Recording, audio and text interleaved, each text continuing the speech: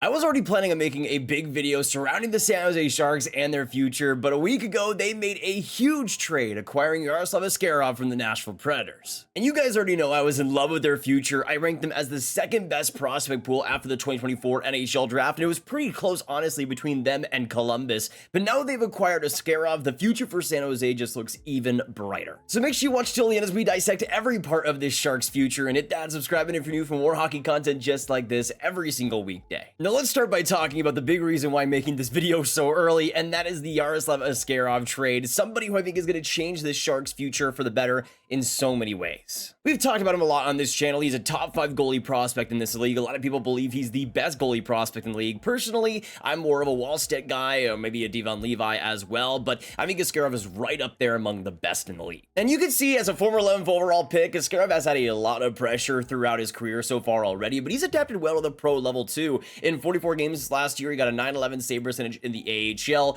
being a little bit better at closing out games, getting wins in the end, and I think that's especially for a young goaltender, something you need to learn at the pro level. Askarov has done that, and he's been rewarded with that. Now being traded to San Jose, getting a contract extension already, he is a part of that future now for the Sharks. Now there are some people out there, including myself, that assume that Askarov is automatically going to have a starter or a backup role in the NHL this next year, and that might not be the case considering they have both Mackenzie Blackwood and Vitek Vanacek signed for this next year. But I could see a situation where Askarov beats both of them for a role, or beats one of them for a role perhaps. I'm not sure for San Jose if the cap hit really matters too much. I think they're going to give the jobs to whoever does the best, and in Askarov's case, he absolutely could be the goalie that wins out here. And here's the thing, when I talked about San Jose's prospect pool back in the rankings, and basically the main reason I had them number 2 was because of some of my concerns over the goaltending in the system. They had some major issues there in my opinion. Recently, the Sharks have had some pretty bad goalie prospect woes. You go back to the 2021 draft where in the 3rd round they selected Benjamin Gaudreau. I forgot that he wasn't even a part of their system anymore. He re-entered the draft in 2023 and he's nowhere to be seen in their pool anymore. You got Mason Beaupit, who was a 4th rounder back in 2022,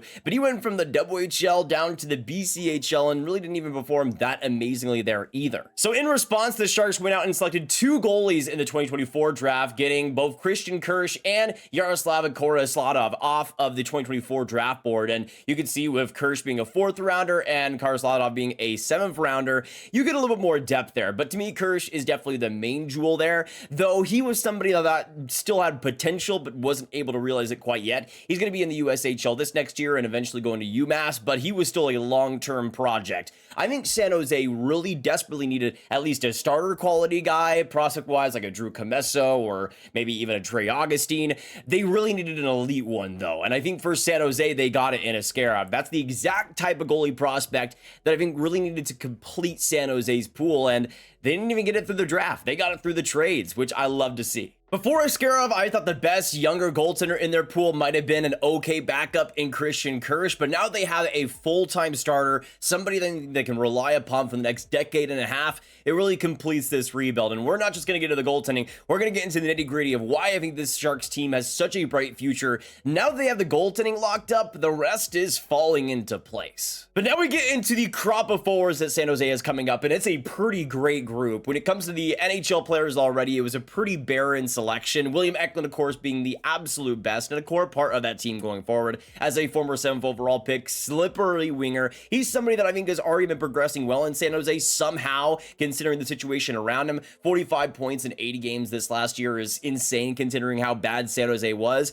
I think he's really going to benefit from the boost at the center position coming up here in Macklin, Celebrini, and Will Smith, and Mikael Granlund still being there as well. They're going to have some pretty good options, even in this next year, for Eklund to work off of. On the prospect side of things, San Jose's forward group has really been stacked up recently. You, of course, have Macklin Celebrini as the king of the castle, but for so many reasons, he will be a leader for the Sharks team. First overall by the Sharks in 2024, it's the leadership, it's the accountability, it's the style of play, the finesse, the skill, the brains. He's just such an overall product already, and he's somebody that I think won't explode in the NHL immediately. I don't think you're going to see 100 points out of him, but man, he's going to be a dynamic player who can do basically everything for you. And at the center position, it was a much needed hole to fill for San Jose. Sure, you got Will Smith there, but I think it honestly takes less pressure off of Smith to be the main guy. Celebrini was just perfect for the Sharks. And that leads us on to Will Smith, who I think is going to be the dynamic offensive generator of this group, the guy that can make anything happen on the ice, a wizard with the puck. And we know how creative Will Smith can be. We know just how much he can dominate. There are some issues, I think, going to be adjusting to the NHL 5-on-5, and I think there are going to be some times where he might be a little bit sheltered in the first couple of years in the NHL. Man, when he gets comfortable, when he starts to really put on more physical pressure, he is going to be a star. And somebody that for San Jose as well is going to be another piece of the puzzle that continues to mix in well. But I think the next group of Sharks ain't too bad either. I don't want people to forget about Quentin Musty, who continues to be an absolute dog. Still, I think a steal at 26 overall for San Jose. And after he was drafted, continued to show why. You can see in 53 games, 43 goals, 59 assists, 102 points. Just an absolute warrior for the Sudbury Wolves. He's somebody that I think will also require a little bit more patience, but he's somebody that I think in that top six as a first line left wing, complementary piece to a Celebrini or a Smith. It would be perfect there. You also got Igor Chernyshov, another great left wing complementary piece, definitely more on the physical side than I would say most of the Sharks prospects, but I think that is a good thing to have. He's somebody that can check well, can use his body to create pressure, to shield pucks. He's somebody I think as a power forward will just be very complete, very compact, very simple, but with the shooting ability he has, with the ability to get in front of the net, he's going to be somebody that I think San Jose will really like to have. And also going to the OHL too, I honestly think is a good move for him. Going to a junior, getting some more experience, getting some more playing time, I think is very appropriate. And I think for the Sharks, it'll really benefit him in the end. Now we keep going and going on to Filip Bystedt, somebody that also for the Sharks is looking like a solid center of the future. I think is a big reason why they could afford to trade David Edstrom in the end, especially if both Smith and Celebrini are going to be center. Smith, it's a little bit of a maybe, but if that does end up happening, Filip Bystedt would be the third line center there, but I think a pretty fantastic one. He's somebody that you can obviously see the big size there, but the skill set he has and the one-on-one ability is pretty impressive for his age. He's somebody that was able to come in, have another solid SHL season this last year at the World Juniors was solid, and also had a pretty good AHL campaign where he went to North America. He will be in the AHL again, but also a pretty big piece of that middle six for the future. We keep going and going on to Kasper Halttunen, going to be a really good goal scorer for the Sharks team. Power play wise, that is going to be his bread and butter, and sure, are there some issues with his skating and some pace? Yes, but you're not putting in Halttunen, you're not drafting him to be this pace pusher. You got players like Will Smith and Celebrini to do those things, to put the hard work in. For Halttunen, he's there to finish, he's there to score, and boy howdy, will he. I mean, 17 goals in 18 playoff games this last year in the OHL. That's just sick, man. We keep going and going on to players I think will be more so on the bottom six for San Jose, but still pretty important components. You got Cam Lund, who was a second rounder by the Sharks back in 2022. Just a very smooth player all around. Rarely makes too many mistakes, and he's somebody that defensively I think will fit in pretty well as a fourth line center for the Sharks. If they do go Celebrini, Smith, and Bystedt, I think Lund would be perfect in that 4C position. Another pick I liked by the Sharks in this last 2024 draft was Carson Wetch, who they got 82nd overall. He's somebody I think as a bottom sixer is perfect in that role. He brings just so much power to the game, whether it be in his skating or the possession he brings. He's somebody that with the WHL Combine results as well was absolutely ludicrous how much he was blasting past everybody there. He is a beefcake of a dude, and even though he won't be scoring too much, I don't think that talent level is at an insane level or anything. You can see 50 points in 67 games this last year. Scoring is not going to be the bread and butter here. He's going to be a player that just puts in the work, puts in the power, puts in some pretty low-key speed, and I think for the Sharks in the bottom six, that's perfect for them. Now going on to the players who I think have an outside chance, but still could be NHLers for the Sharks in the future. First, you got Thomas Bordeleau, who's kind of in no man's land as a more skill-based player. He's somebody that really has been able to win over too much opportunity to the Sharks so far. But you could see last year when he did get opportunity, he had 11 points in 27 games, was nothing to write home about defensively at best, but I still think there is power play opportunities there for Bordeleau to seize in the future, but he really needs to start showing it soon, or else he might be passed by with a lot of these good Sharks coming up. You also got Tristan Robbins, who I still have some faith in potentially being a bottom six piece for the Sharks. He's somebody that I liked quite a bit in his draft year and has been progressing decently. Took a little bit of a step back this last year in the AHL production-wise, getting 18 points in 42 games, but I still think Robbins can be an NHLer and hopefully for the Sharks too. You also got Brandon Coe from the same draft draft in 2020, another draft pick I liked at 98th overall. He's a really strong, really sturdy player in all facets of the game. He's somebody that also has kind of stagnated a little bit at the AHL level, but got that goal scoring going, getting 12 goals in 57 games this last year. I still think could be a fourth line piece for the Sharks and hopefully a goal scoring power forward. You also got Colin Graf, who the Sharks end up signing from the NCAA this last year, will be in the AHL most likely full-time, which I think makes sense. He was fine in the games he played in the NHL this last year, but I think he could really use some more pro seasoning before he's up there. But he's still 21 years old. You wait and see for an NCAA project. Hopefully, he can be another bottom sixer that puts in some great moments. And going through a couple other names that I think could be NHLers, Neil Gushin, I still have faith in. He's somebody that I also love quite a bit in this draft here. He's been torching the AHL over the last couple of years, getting around 20 goals per over the last couple of seasons. He's somebody I think the Sharks should be giving more of an opportunity to, but we'll have to wait and see. And you also got Brandon Svoboda, who had a pretty rough 2024 in the USHL. Not the production you want to see out of somebody that was already drafted, but now he's going on the NCAA with BU, and we'll see if he turns it around there. And thus, if we're going a few years ahead of time, without counting any more potential UFAs the Sharks could sign, this is what I could see the Sharks forward group potentially looking like, having a first line of Eklund, Celebrini, and Toffoli, which you could honestly go for this next NHL season. You could also have a second line of Quentin, Musty, Smith, and Halttunen, a good mix of playmaking and goal scoring there. A third line of Chernyshov, Bystedt, and Graf, which I think would be so much fun. And a fourth line, maybe Neil Gushin ends up fitting into that role. Cam Lund as well, potentially, and Carson Wetch. Now, this is just a couple of years ahead of time, so a couple of these guys might not be ready, perhaps, like Wetch. Maybe Lund isn't at that level yet, but these are guys that I could see knocking on the door. Again, not counting any potential UFAs, the Sharks forward group is looking pretty sweet. There are at least a few guys who I think are top 6 caliber at the very least, and that bottom 6 is pretty sweet. Now we go into the defensive side of the prospect pool for the Sharks, which I honestly think is pretty underrated. In terms of the NHL guys from this last year, you have Henry Thrun, who was able to burst onto the scene, play about 50 games, getting 3 goals, 8 assists for 11 points. Probably going to be more of an offensive D, bottom pair power play type guy for the Sharks, but considering who they have coming up, it's going to be a pretty good group. Now going on to the prospect side, you got a big time D finally in Sam Dickinson, who the Sharks selected 11th overall back in the 2024 draft, and he's exactly the type of potential D I think this Sharks franchise needed. I think at 11th overall, you're getting an absolute steal here in terms of what he could be. I think at this time, he's still quite raw with some of the decision making, with some of the offensive traits, but man, this guy can skate like the wind. He can get out of his zone so cleanly when he wants to, and there's so much potential with the skating, the physical play,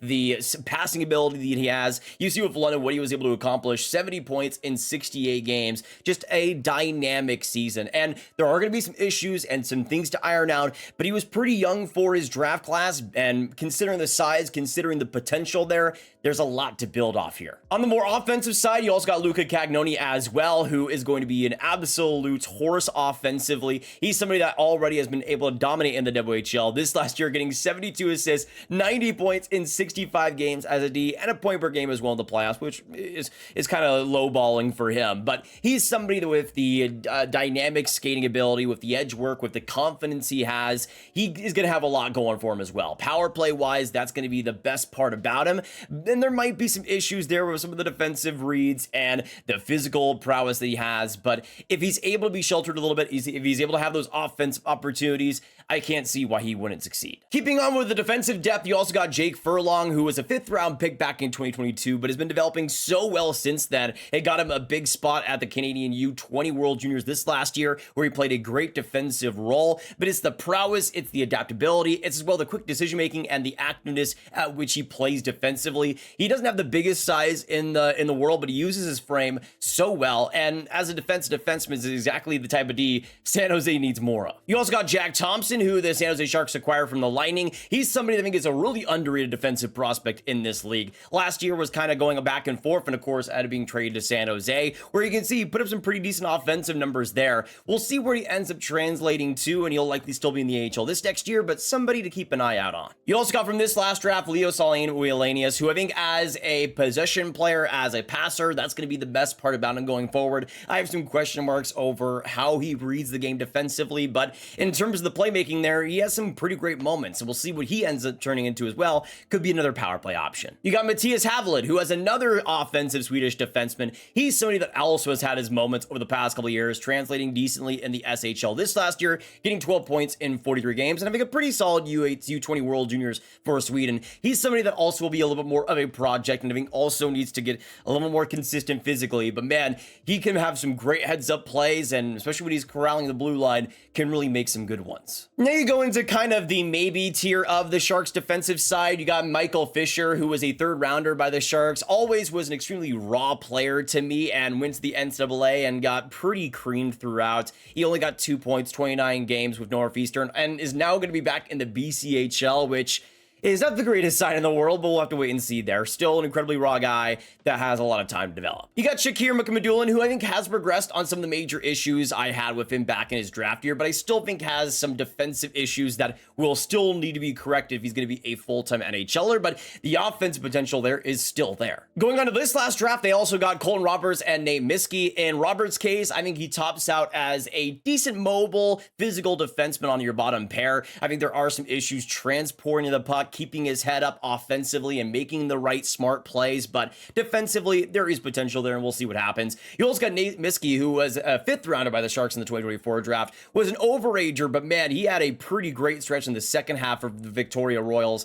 That's another player to keep an eye on. We'll see how he develops, and especially with his size and skating ability, has some pretty good traits here. Now, because defensemen take a little bit longer to develop, we're going to go into what the defense core could look like in 2030, 6 years ahead of time. And to me, I think the first pair could be Dickinson and Furlong. I do think there is a plethora of lefty for the Sharks' future, and there's only 3 full-time lefty spots. I think Furlong is the most likely to transition on the right, potentially as a solid defensive guy next to Dickinson, and the offensive potential there. As a second pair, I think Cagnoni and Thompson could be really fascinating together. Maybe you just go Cagnoni, Furlong, and Dickinson, Thompson. You could switch those pairs, and I could see why, but those two guys, I mean, could be top 4D. And then the bottom pair, I think Mario Ferraro will end up sticking around until then, still being a solid piece overall, and Mattias Hävelid as the third right D as a power play option could also be there offensively. But man, you look at what this core could have coming up with the forward group, with the defense, with the goaltending as well, and you could start to see why I thought the goaltending was the missing piece. I mean, I thought the defensive group was starting to really come together with the additions of Dickinson and that 2024 draft, and the forward group was really starting to look good as well. And I thought the goaltending was that last piece of the puzzle. Now, if Askarov are part of this group full time, you could start to see some pretty big playoff success over the next decade. Now, I know playoff success and the San Jose Sharks don't usually go together, but I have some pretty big confidence in this group being the one to potentially make it happen, mostly because of the leadership in players like Celebrini and Dickinson. Those two guys, I think, are going to be huge for them, especially Celebrini, who is a winner through and through. What I think sets this Sharks team apart is the difference in play styles, the difference in height, in physicality, in skill. I think there is a good mix of practically everything for this team. And now that they got their starting franchise goaltender, that just checks another box off the mark. But I think in terms of the skill, in terms of the physical play, San Jose has really developed a consistent, balanced roster coming up, and I think that is the most important thing. You're gonna have your top end scorers in Celebrini and Smith and Musty, but you're also gonna have those physical players like Chernyshov, like Bystedt, potentially Halttunen as well, and that's not even counting the defensive side too, where you got potential offensive pieces like Cagnoni, Dickinson, Hävelid, and defensive guys like Furlong and Ferraro still there. There's gonna be a lot of potential with the Sharks group, and I cannot wait to see what they do. But I'd love to know your thoughts down below on the potential of this Sharks franchise. How far do you see them going with this group? Do you see them getting even better with the group as well? You see them getting another top-end defenseman in next year's draft? They still have more of this rebuild to go, by the way, so it could look even more nasty afterwards. But I would love to know your thoughts down below on if you think they'll win the Stanley Cup, if you think they'll win multiple, do you think they'll fail? Let me know all your thoughts down below, and of course, share your video with all the hockey fans, all the Sharks fans you guys know online. Click that like button, hit that subscribe, and hit that notification bell if you haven't already, and make sure you click on this card for all my hockey prospects talk right on one playlist. My name is Nathan, and I'll see you in the next one. I hope you have a fantastic hockey day, and goodbye.